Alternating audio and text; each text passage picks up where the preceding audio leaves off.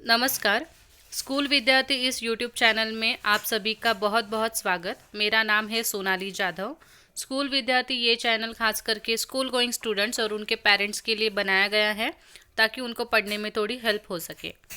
आज हम देखने वाले हैं स्टैंडर्ड है 10th, सब्जेक्ट मराठी, जो कि इंग्लिश मीडियम का है। बोर्ड है महाराष्ट्र और ईयर है 2020-21। आज आपण पाहणार आहोत कवितांच्या प्रस्तावना। आता ही पूर्ण जी व्हिडिओ आहे ती मराठीमध्ये असणार आहे, खास करून मराठी मुलांसाठी। हिंदी मुलांसाठी, हिंदी बच्चों के लिए हिंदी में यही वीडियो अलग से बनाई है, तो आप उस वीडियो को देखिए।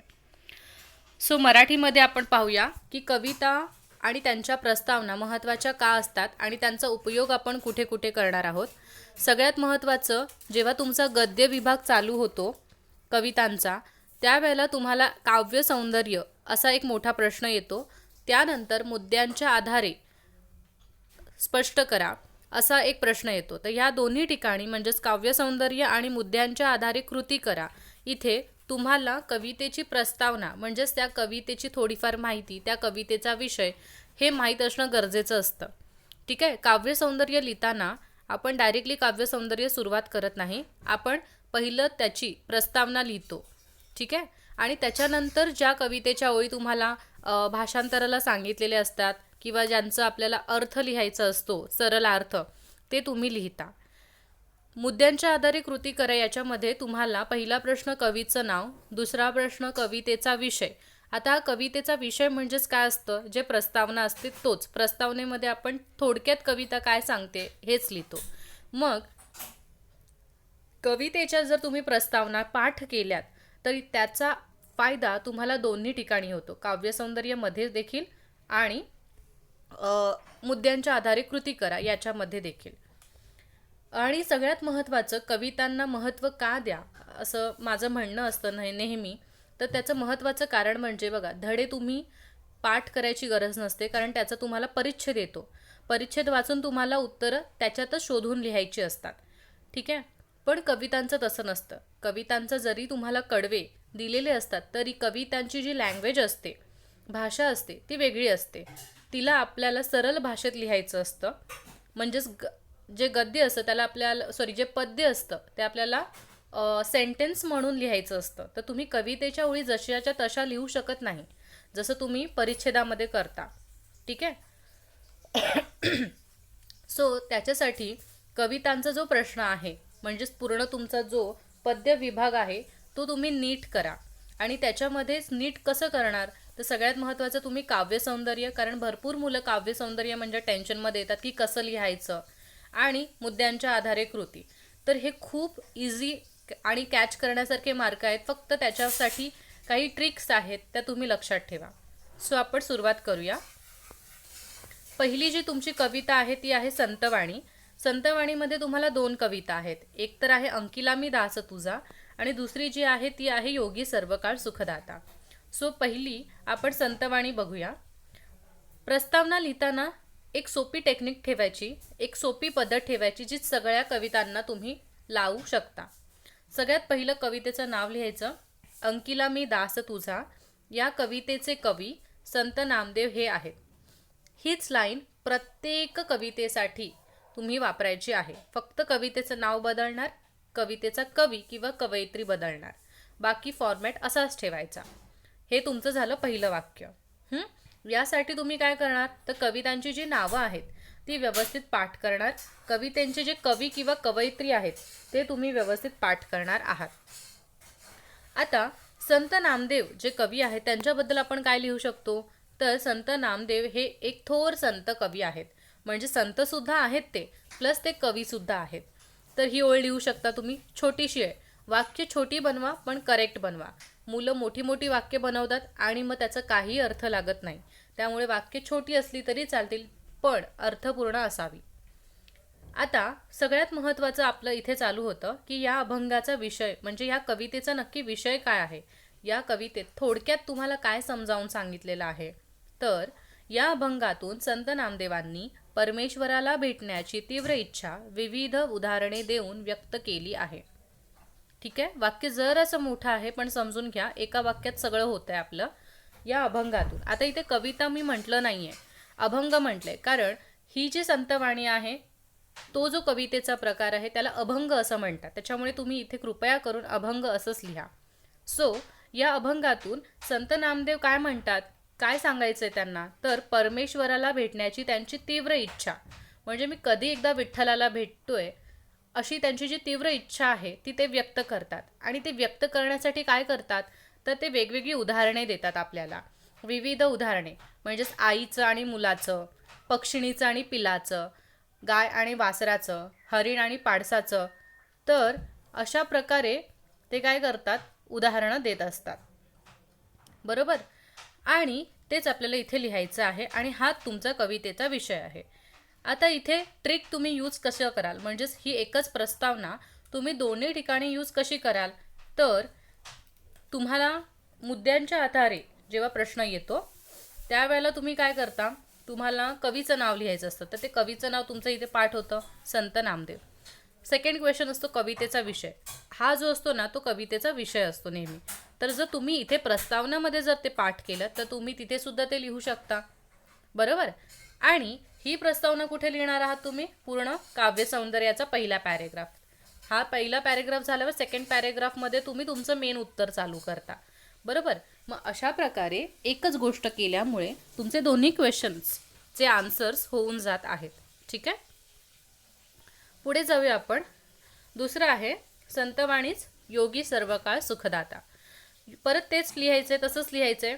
आणि सगळ्यात महत्त्वाची गोष्ट, जर समोरच्यावर म्हणजे पेपर चेक करणारा जो आहे त्याच्यावर इम्प्रेशन तुम्हाला पाडायचं असेल तर नेहमी कवितेचं नाव सिंगल इन्व्हर्टेड कॉमा म्हणजेच एकेरी अवतरण चिन्ह आणि त्या कवीचं नावसुद्धा एकेरी अवतरण चिन्हामध्ये लिहा. तुम्ही जर वेळ असेल तुम्हाला तर तुम्ही अंडरलाईन करू शकता, ते सुद्धा खूप छान दिसतं. पण या सगळ्या गोष्टी करताना डोक्यात एक गोष्ट व्यवस्थित लक्षात ठेवायची की तुम्हाला एक्झॅक्टली त्या कवितेचं नाव आणि त्या कवीचं नाव माहिती असलं पाहिजे. सपोज एक्झामच्या वेळेला तुम्ही गडबडीत त्या कवितेचं नाव किंवा त्या कवीचं नाव विसरलात, पण तुम्हाला बाकी सगळं लक्षात आहे, तर काय करायचं, त्याला अजिबात हायलाईट करायचं नाही, म्हणजेच इन्व्हर्टेड कॉमा द्यायचा नाही किंवा अंडरलाईन करायची नाही. कारण मग चुकीचा कवी लिहिलेला असून जर तुम्ही अंडरलाईन करता तर चेक करणाऱ्याचं लक्ष लगेच त्या गोष्टीकडे जातं. ठीक आहे. पण समजा तुमचा पेपर चेक करणारा एखाद्या कामात व्यस्त असेल आणि तुम्ही थोडे शुअर नाही आहेत आणि तुम्ही व्यवस्थित लिहिलंय, तर तो पटकन त्याचं लक्ष त्या संत एकनाथकडे जाणार नाही. ठीक आहे. तो तुम्हाला कंटेंट बघून फटाफट वाचून तो तुम्हाला मार्क देऊ शकतो.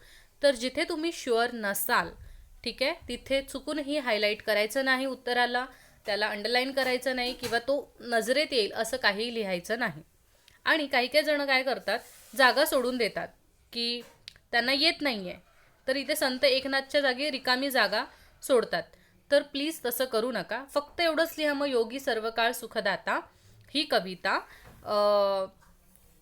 ही कविता नसून एक अभंग आहे असं काहीतरी त्याला ॲडजस्ट करून टाका. पण रिकामी जागा सोडू नका, ते समोरच्याला लगेच दिसण्यात येतं. ठीक आहे.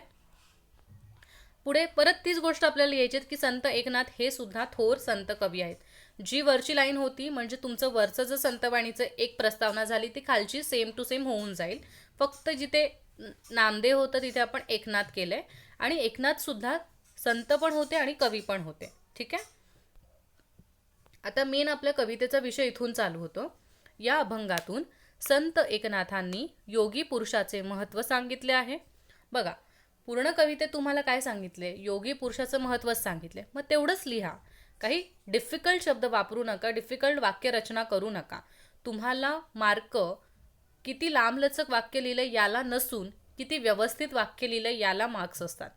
तुम्ही मोठं वाक्य लिहिलंय त्याच्यामध्ये खूप चुका आहेत, ग्रॅमॅटिकल मिस्टेक आहेत, तर त्याचा काहीही उपयोग नाही. त्यापेक्षा तुम्ही वाक्य छोटं लिहा, तुम्हाला लगेच मार्क मिळतात. ठीक आहे. सो या अभंगातून संत एकनाथांनी आपल्याला योगी पुरुषाचं महत्त्व सांगितलेलं आहे.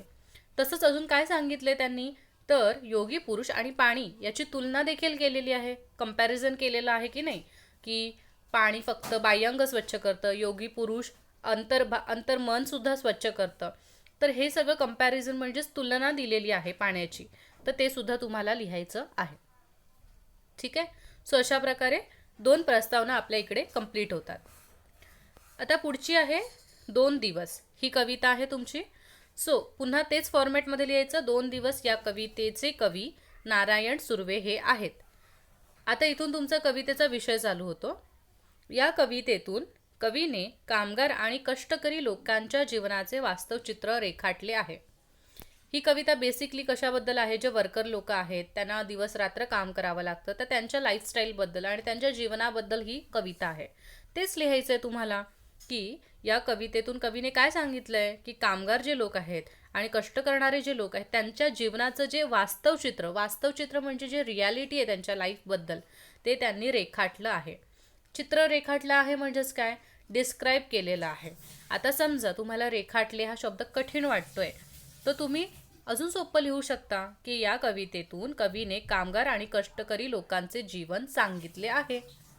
एवढं लिहिलं तरी चालेल. ठीक आहे. या कवितेतून कठीण परिस्थितीत देखील सकारात्मक राहण्याची शिकवण कवी आपल्याला देतात.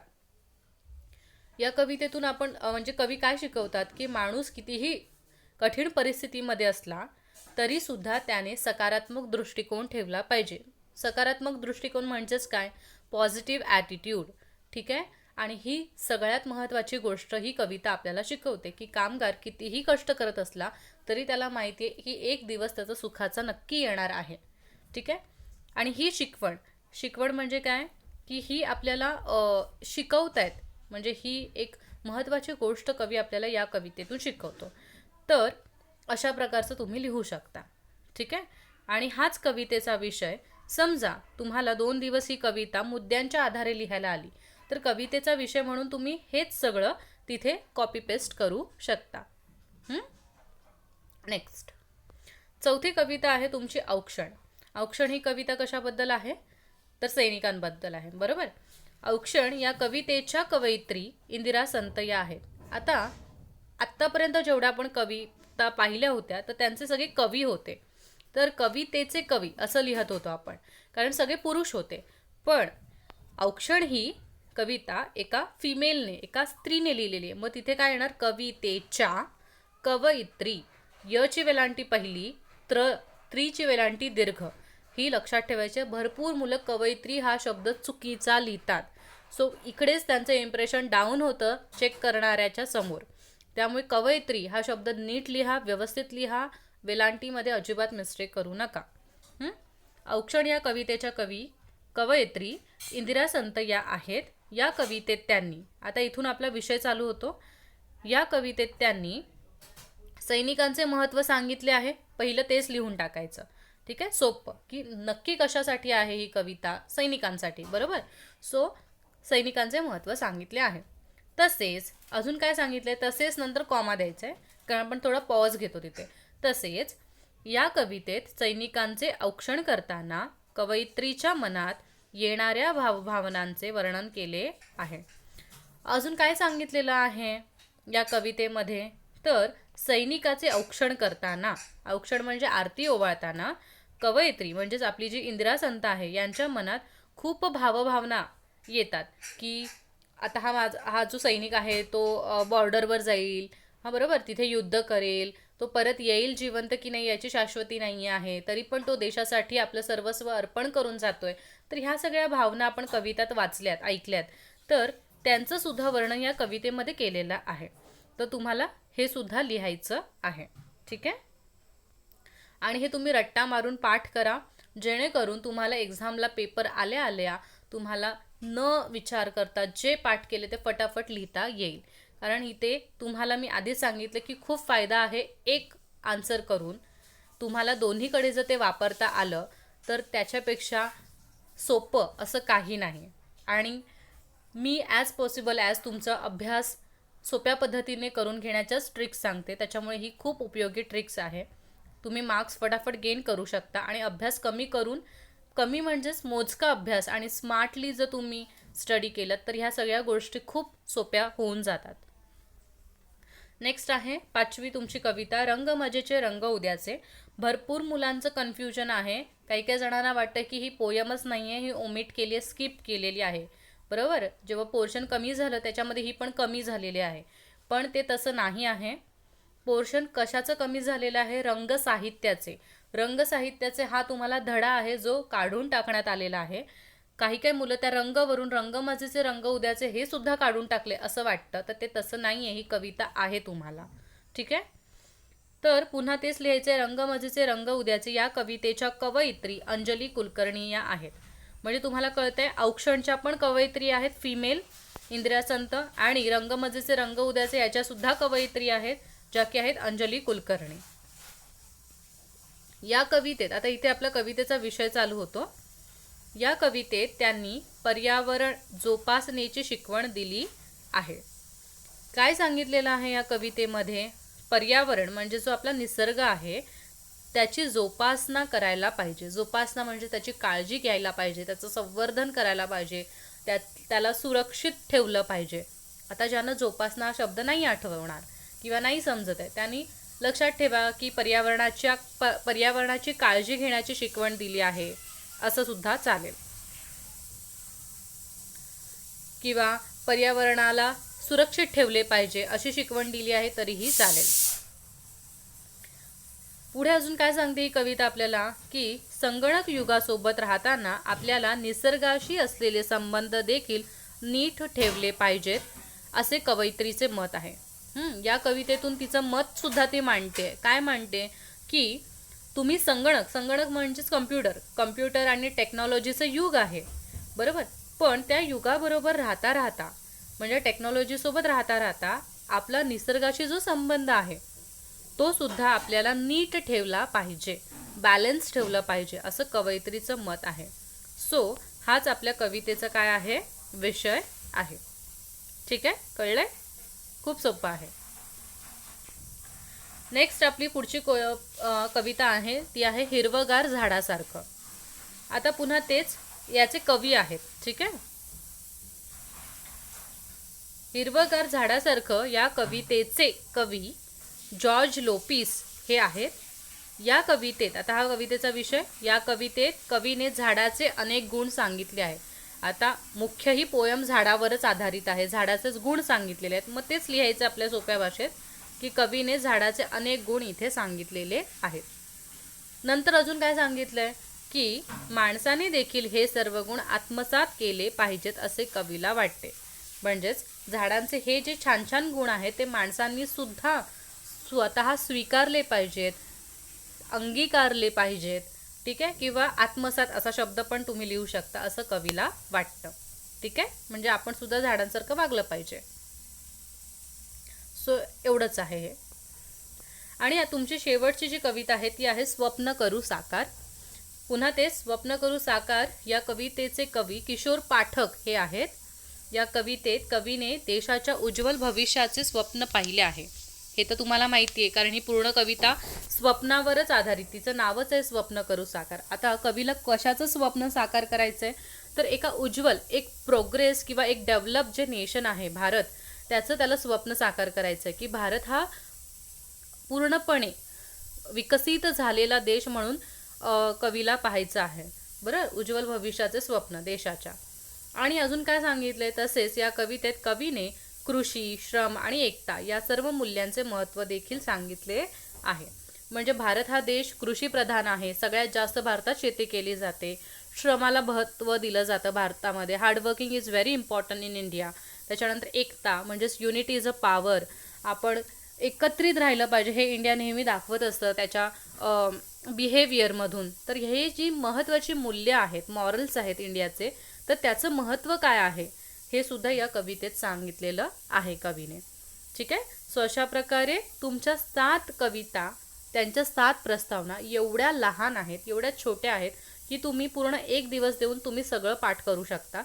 आणि याचा ॲडव्हान्टेज तुम्हाला असा होतो की तुम्ही काव्य सौंदर्य छानपैकी लिहिणार आणि तुम्ही मुद्द्यांच्या आधारे सुद्धा खूप छानपैकी लिहू शकणार आहात. ओके. याची PDF मी डिस्क्रिप्शन बॉक्समध्ये एक लिंक देईन, त्याच्यावर तुम्ही क्लिक केलं तर ती ओपन होईल, किंवा तुम्ही याचं स्क्रीनशॉट काढू शकता तुम्हाला जसं हवं असेल तसं. ठीक आहे. आणि जर तुम्हाला ही व्हिडिओ आवडली असेल तर व्हिडिओला नक्की लाईक करा, चॅनलला सबस्क्राईब करा अजून केलं नसेल त्यांनी, कारण ते फ्री आहे. सगळ्यात जास्त इम्पॉर्टंट महत्त्वाची गोष्ट म्हणजे शेअरिंग इज केअरिंग. त्याच्यामुळे ही व्हिडिओ नक्की तुमच्या मित्रमैत्रिणींना, शाळेचे ग्रुप आहेत, क्लासेसचे ग्रुप आहेत, त्यांना शेअर करा, जेणेकरून खूप महत्त्वाचा असा त्यांचा अभ्यासक्रम खूप थोड्या वेळामध्ये कंप्लीट होऊ शकतो. आणि महत्त्वाचं म्हणजे अशाच छान छान व्हिडिओसाठी आणि परीक्षेला उपयोगी अशा व्हिडिओंसाठी बेल आयकॉनला क्लिक करा, जेणेकरून माझा व्हिडिओ जेव्हा मी अपलोड करते त्याचं नोटिफिकेशन तुम्हाला येतं आणि काही तुमच्याकडून मिस होत नाही. ठीक आहे. Thank you so much for loving me, supporting me. यानंतरची जी व्हिडिओ असणार आहे ती मुद्द्यांच्या आधारे कृती करा, ही जी मोस्ट अवेटिंग व्हिडिओ होती ती असणार आहे आणि ती सुद्धा अशी सोपी असणार आहे जी तुम्हाला पटकन करता येईल. सो धन्यवाद.